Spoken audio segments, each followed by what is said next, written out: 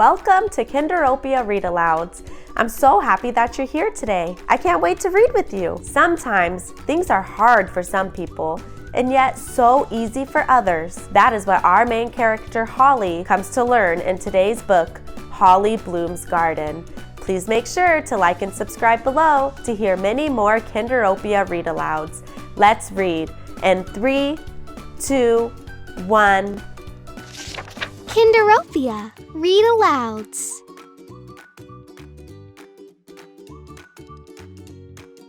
Holly Bloom's Garden, written by Sarah Ashman and Nancy Parrott, illustrated by Lori Mitchell.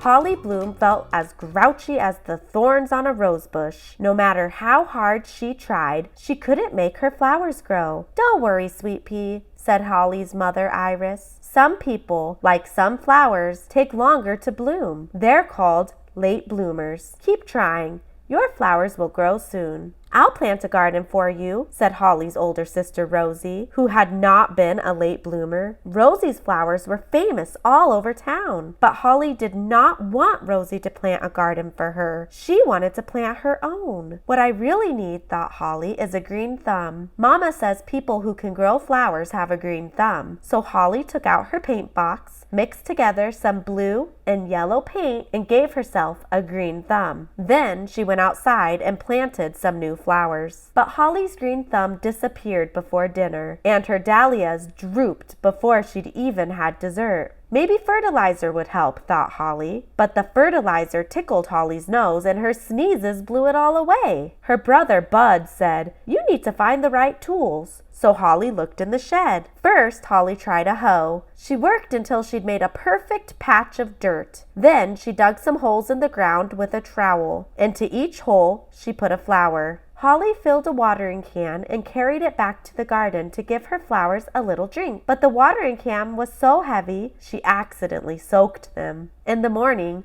Holly ran to the window to check on her flowers. Her daisies had wilted, and her petunias looked pathetic. "I guess I didn't use the right tools," thought Holly, going back to the shed. "What's up, Ladybug?" asked Holly's father, Harold. "I want to grow flowers like Mom and Bud and Rosie," Holly said, "but I don't have the right tools."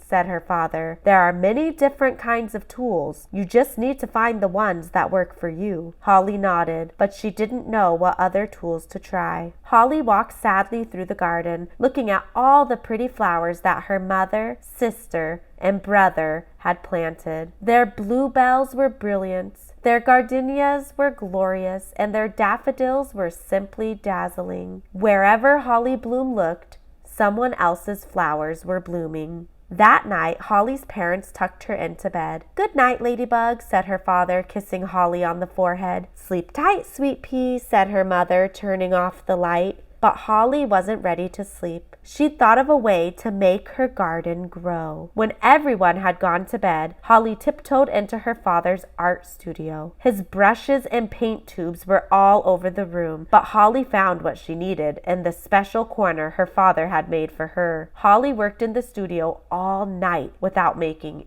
any noise. In the morning, Holly's father put breakfast on the table while her mother arranged some snapdragons in a vase. "Wake up, Holly! Time for breakfast!" her father called. Holly's muffled voice came from inside her father's studio. "Just a minute," she replied. "Holly!" her mother cried. "Were you in there all night?" "Come on out, Ladybug," said her father with a grin. Slowly, the door opened, and there stood Holly Bloom, surrounded by flowers. Oh, what a garden she'd grown! There were tissue paper tulips, crepe paper chrysanthemums, and pipe cleaner pansies. Her flowers were made of paper and paste and sparkles and paint. They were full of life and guaranteed to last forever. And best of all, they were grown especially by Holly Bloom.